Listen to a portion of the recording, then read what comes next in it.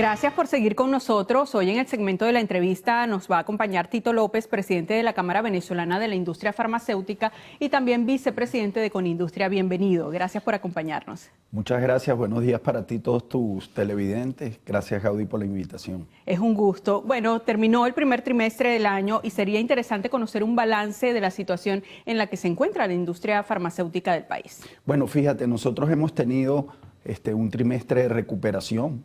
Evidentemente que todavía queda mucho camino por recorrer frente a lo que es el mismo periodo de tiempo del año 2023. Estamos en un acumulado de un 51.95% entre los 2 meses de enero y febrero, ¿no?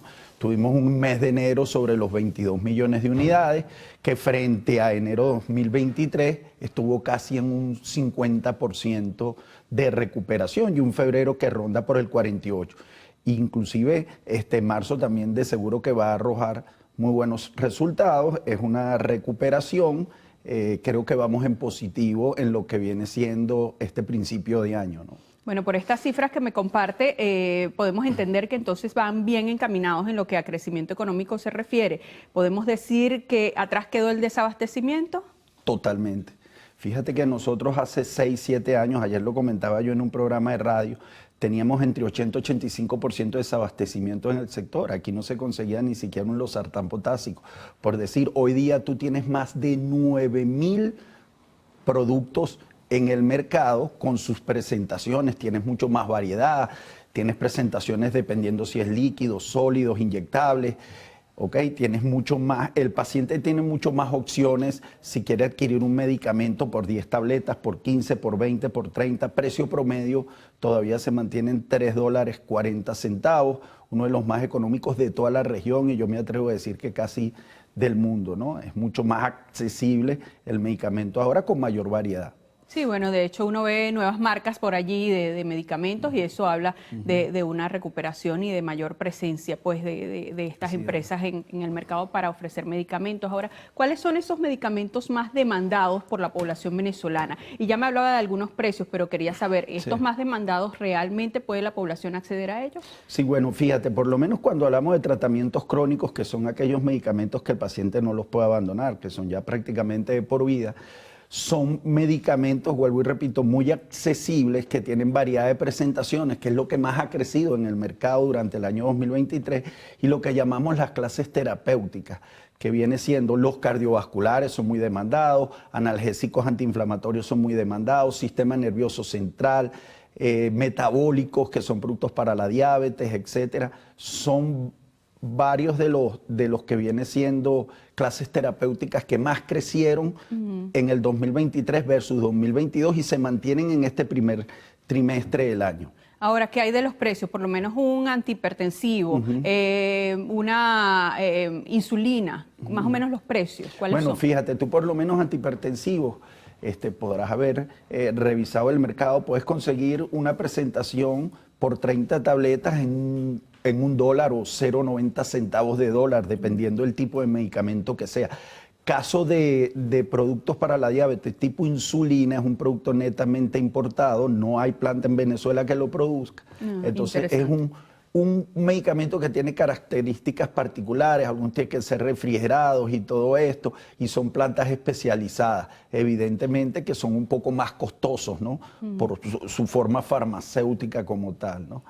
Ahora que me habla de medicamentos especializados, ¿qué hay de los tratamientos oncológicos? ¿Hay suficientes medicamentos oncológicos en el país? ¿Y cómo es el tema de la distribución? Sí, fíjate que los medicamentos oncológicos tienen la particularidad también que muchos de ellos, sobre todo los que van directamente a quimioterapias, etcétera, son fabricados en el extranjero, también son importados por algunas casas de representación especializadas en oncología, y los tratamientos que van de la mano dependiendo del tipo de patología que se fabrican aquí, algunos esteroides o corticosteroides, algunos analgésicos, sí hay fabricación nacional, pero específicamente lo que es quimio ya todo netamente es importado. Puede haber alguna quizás alguna falla muy puntual, porque evidentemente esto no lo venden en todas las farmacias, son farmacias particulares, casas de representación, algunas droguerías que se especializan en este rubro. Entonces es un poquito más tedioso, pero sin embargo hay mucho más abastecimiento que hace 4 o 5 años. Nosotros hablamos de un 96% de abastecimiento de medicamentos en el mercado. Todavía hay algunas quizás moléculas que hay que buscar mayor producción, pero fíjate que en los últimos 3 meses el 70% de los productos que se ha colocado en el mercado ha sido producción nacional y un 30% solo importado. Eso te arroja cifras positivas, pues, que se está reactivando la producción de medicamentos en el país. Claro, interesante este tema de los medicamentos oncológicos. Además hemos visto que han surgido como que nuevos sitios para adquirir estos medicamentos que son de alto costo, como bien lo dice. Bueno, tenemos que hacer una pausa. En la próxima parte seguiremos conversando con Tito López, presidente de la Cámara Venezolana de la Industria Farmacéutica y también vicepresidente de Conindustria. Sigan allí.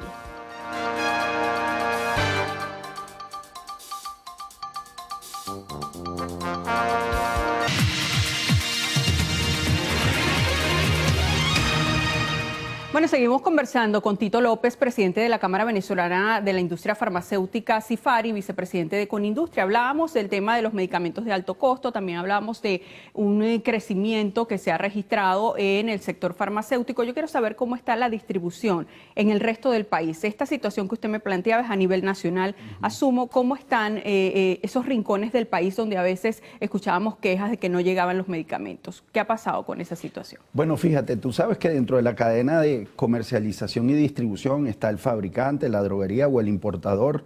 Después viene la droguería y después viene lo que viene siendo en la cadena final la farmacia como tal. Las droguerías yo creo que han hecho un trabajo titánico porque, bueno, en su momento falta de diésel, falta de gasolina, entonces tuvieron que alternar todo el transporte.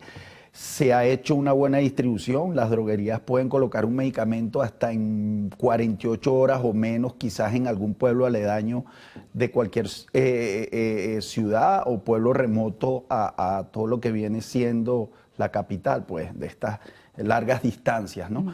Puede existir en algún momento que en algún pueblo algún concepto de farmacia o expendio de medicamentos como tal, donde no hay cadena, puede existir que no llegue algún medicamento. Pero ahí también tú tienes que revisar una cosa que es muy importante. Tienes que ver, es la parte financiera. Hay muchas farmacias, lamentablemente, sobre todo de concepto independiente, que han tenido muchos retrasos porque no tienen el mismo músculo financiero que una cadena. Entonces se retrasan en los pagos de la droguería y evidentemente que no tienen el despacho como tal y ahí también puede causarle un problema de no conseguir el producto. Eso hay que tomarlo en cuenta porque está sucediendo. Sin embargo, si haces el mismo estudio en las grandes cadenas de farmacia, yo te puedo garantizar que no te va a arrojar los porcentajes que por ahí publican en algunas oportunidades sobre fallas en el mercado. Yo no entiendo cuál es el fin de todo esto, porque mira, si hay algo bonito es que se va recuperando, o sea, decirlo, ¿no? Con optimismo, sin ningún tinte político. Se está recuperando la industria farmacéutica como otras industrias también se están recuperando. La industria farmacéutica ha hecho grandes inversiones en plantas. La que no tenía sólido abrió la línea de sólido, la que no tenía líquidos abrió la línea de líquidos, se abrieron turnos nocturnos, aumentaron los diurnos. ¿Por qué? Porque tienes que cubrir el desabastecimiento que hubo en 2016 y 2017, también producto por el retiro de las transnacionales. Las transnacionales se fueron del país y si tú agarras y buscas un IMS del año 2016, vas a ver que el 60% de los productos que se consumían en el país eran de empresas transnacionales. Claro, y si esto es así hay que celebrarlo porque estamos hablando de salud que es primordial. Ahora, precisamente como estamos hablando de salud, que es pues esencial para nosotros y para toda la audiencia, importante conocer cómo están los controles de los medicamentos que vienen de fuera del país. Y le pregunto porque en estos días viví una situación muy particular, estaba en una cadena de farmacias grande, mientras esperaba ser atendida, una señora le decía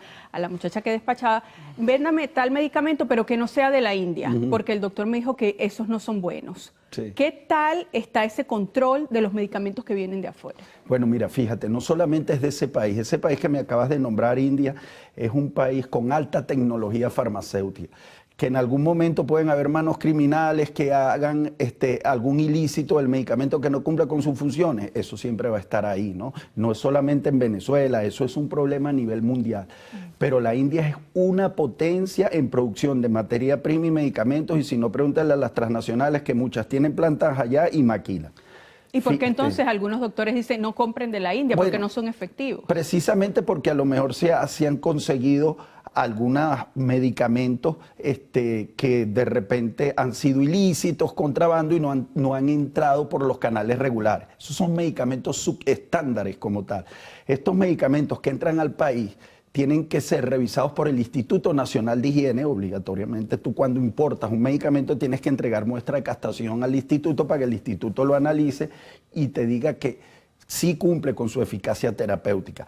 Contraloría Sanitaria tiene que supervisar todos los establecimientos y revisar que tengan el permiso de instalación y funcionamiento debidamente. Tienes que tener un farmacéutico patrocinante, tienes que cumplir. Muchas de las empresas farmacéuticas en Venezuela con planta tienen que tener buenas prácticas de manufactura, las droguerías buenas prácticas de almacenamiento y distribución. Todo eso tiene que ser controlado.